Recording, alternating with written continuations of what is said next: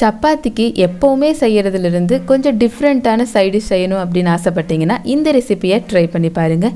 வணக்கம் and welcome to chef circle. இன்றைக்கி நம்ம வீடியோவில் ரொம்ப டிஃப்ரெண்ட்டான டேஸ்டான ஈஸியாக செய்யக்கூடிய இஞ்சி தயிர் பச்சடி எப்படி செய்கிறதுன்னு தான் பார்க்க போகிறோம். இந்த இஞ்சி தயிர் பச்சடி சப்பாத்திக்கு மட்டும் இல்லாமல் சாப்பாட்டுக்கு ஒரு நல்ல காம்பினேஷனாக இருக்கும். அண்ட் இது ரொம்ப குயிக்கான டைம்லேயும் செஞ்சு முடிச்சிடலாம். இந்த இஞ்சி தயிர் பச்சடி செய்கிறதுக்கு ஃபஸ்ட்டு ஒரு பேனில் 1 டீஸ்பூன் அளவுக்கு வெந்தயம் எடுத்துக்கலாம். இந்த வெந்தயத்தை எண்ணெயெல்லாம் சேர்த்தாமல் ஒரு நிமிஷத்துக்கு நல்லா வறுத்துக்கோங்க. அதுக்கப்புறம் இதில் 1 கொத்து அளவுக்கு கருவேப்பிலை சேர்த்துக்கோங்க. நல்லா வாஷ் பண்ணி ட்ரை பண்ணி சேர்த்துக்கோங்க. இதையும் 1 நிமிஷம் வறுத்துக்கோங்க. இந்த வெந்தயமும் கருவேப்பிலையும் நல்லா வறுத்து வர அளவுக்கு வறுத்துக்கோங்க. அதாவது வெந்தயம் செவந்து வந்திருக்கணும், கருவேப்பிலை மொறுன்னு இருக்கணும். இது வரைக்கும் வறுத்துட்டு இதை ஆற வச்சு ஒரு மிக்சர் ஜாரில் மாற்றிக்கலாம். இது கூட 1/4 டீஸ்பூன் மஞ்சள் தூள் சேர்த்துக்கலாம். அதுக்கப்புறம் ஒரு டீஸ்பூன்லேருந்து 1/4 டீஸ்பூன் அளவுக்கு உப்பு, கல்லுப்பு, பொடி உப்பு எது வேணால் சேர்த்துக்கோங்க. அதுக்கப்புறம் 2 பச்சை மிளகாயை சும்மா கிள்ளி போட்டிருக்கேன்.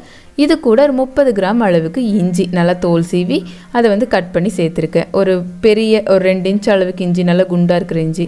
அதுக்கப்புறம் 1 கப் அளவுக்கு துருவன தேங்காய். இதை எல்லாத்தையும் நல்லா கொரப்பாக அரைச்சி எடுத்துக்கோங்க. ரொம்ப ஸ்மூத்தாக வேணும்னு நல்லா அவசியம் இல்லை. இந்த மாதிரி கொரப்பாக இருந்தாவே போதும். இதை சைடில் வச்சிடலாம்.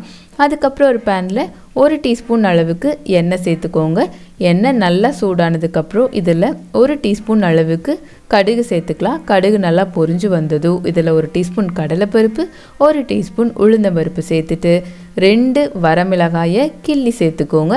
அதுக்கப்புறம் ஒரு 1/2 டீஸ்பூன் அளவுக்கு சீரகம் சேர்த்துட்டு இதில் 1 கொத்து கறிவேப்பிலை, கடைசியாக 1/4 டீஸ்பூன் அளவுக்கு பெருங்காயத்தூள் இதெல்லாம் சேர்த்துட்டு இது எல்லாத்தையும் நல்லா இந்த கடலைப்பருப்பு, உளுந்தம்பருப்பு இது எல்லாமே நல்லா பொன்னிறமாக வர்ற வரைக்கும் இதை வறுத்துக்கலாம். இது எப்படியும் 1 நிமிஷத்துலேருந்து 2 நிமிஷம் ஆகிக்கும். இதையுமே நீங்கள் லோ ஃப்ளேமில் வச்சே குக் பண்ணிக்கோங்க. அப்போ ஈஸியாக கருகிடாமல் இருக்கும்.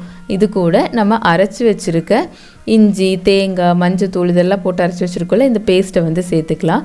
இதை சேர்த்துட்டு இதில் ஒரு 2-3 நிமிஷத்துக்கு வதக்க போகிறோம். இந்த பேஸ்ட்டை அரைக்கும்போது நீங்கள் தண்ணி தேவையில்லை. சப்போஸ் உங்களுக்கு ரொம்ப ட்ரையாக இருக்குன்னா வேணால் கொஞ்சமாக ஒரு 1/4 டேபிள் ஸ்பூன் அளவுக்கு இல்லை 1/2 டேபிள் ஸ்பூன் அளவுக்கு தண்ணி சேர்த்து அரைச்சிக்கோங்க. இப்போ இதை நல்லா வதக்கிக்கலாம். ஒரு 2-3 நிமிஷத்துக்கு வதக்குனா போதும். இதோட பச்சை வாசனை போய் நல்லா குக் ஆகணும் நல்லா அவசியம் இல்லை. சும்மா அந்த எண்ணெயில் நல்லா கோட்டாகி ஒரு பாதி அளவுக்கு இது குக் ஆகியிருந்தாவே ஓகே தான். இந்த இஞ்சியோட ஃப்ளேவர் ரொம்பவுமே நல்லாயிருக்கு இந்த தயிர் பச்சடிக்கு. இதை ஆஃப் பண்ணிவிட்டு நல்லா ஆறணும். கம்ப்ளீட்டாக ஆறுனதுக்கப்புறம் தான் நம்ம தயிரில் சேர்த்த போகிறோம். இதை ஆறிட்டு இருக்கட்டும். சைடில் ஒரு பெரிய பவுலில் 1 கப் அளவுக்கு நல்லா கெட்டியான தயிர் எடுத்துக்கோங்க. இந்த தயிரை நல்லா க்ரீமியாக வர்ற அளவுக்கு பீட் பண்ணிக்கலாம். நீங்கள் பீட் பண்ண அங்கங்கே சின்ன கட்டியாக இருக்கிறதெல்லாம் நல்லா கரைஞ்சி பார்த்திங்கன்னா ஒரு ஐஸ்கிரீம் பதத்துக்கு இருக்கும். இப்படி எடுத்திங்கன்னா நல்லா க்ரீமியாக இருக்கும். ஸோ இந்த பதத்து வரைக்கும் நல்லா பீட் பண்ணிக்கோங்க. சப்போஸ் நீங்கள் எடுத்துருக்கிற தயிர் ரொம்ப கெட்டியாக இல்லை, ஒரு மாதிரி இப்படி ஊற்றினா மாவு பதத்துக்கு இருக்குது அப்படின்னு சொன்னால் நீங்கள் அதுக்கு தண்ணி தேவையில்லை. அதை நல்லா பீட் பண்ணி வச்சுக்கோங்க. அப்போ 2 கப் தயிர் எடுத்துக்கோங்க. கெட்டியாக இல்லைன்னா 2 கப் தயிர் எடுத்துக்கோங்க. கெட்டியாக இருந்துச்சுன்னா 1 கப் தயிர் சேர்த்துட்டு இது கூட 1/2 கப் அளவுக்கு தண்ணி சேர்த்து மறுபடியும் இந்த 2ஐயும் நல்லா மிக்ஸ் பண்ணி விட்டுறலாம். ஸோ உங்கள் தயிருக்கு தகுந்த மாதிரி நீங்கள் குவான்டிட்டியை அட்ஜஸ்ட் பண்ணிக்கோங்க. ஸோ இப்போ நல்லா மிக்ஸ் ஆகிருச்சு. இதில் நம்ம ஆற வச்சு இருக்க அந்த இஞ்சி, தேங்காய் இந்த பேஸ்ட்டை சேர்த்துக்கலாம். மெயினாக இது நல்லா ஆறி வந்திருக்கணும். சப்போஸ் சூடாக இருந்துச்சுன்னா தயிர் ஒரு மாதிரி திரிஞ்ச மாதிரி ஆயிரும். அதனால தான் நல்லா ஆறுனதுக்கப்புறம் போடணும். இதை சேர்த்துட்டு இதை நல்லா மிக்ஸ் பண்ணி விட்டுருங்க. மெயினாக இந்த இஞ்சி தயிர் பச்சடியில் நம்ம சேர்த்துருக்க வெந்தயம் ஒரு நல்ல டேஸ்ட்டு கொடுக்கும். அதே மாதிரி தேங்காய், இஞ்சி, அந்த பச்சை மிளகாயோட காரம், இஞ்சியோட காரம் இதெல்லாமே சேர்ந்து ஒரு சூப்பரான டேஸ்ட்டில் இருக்கும்.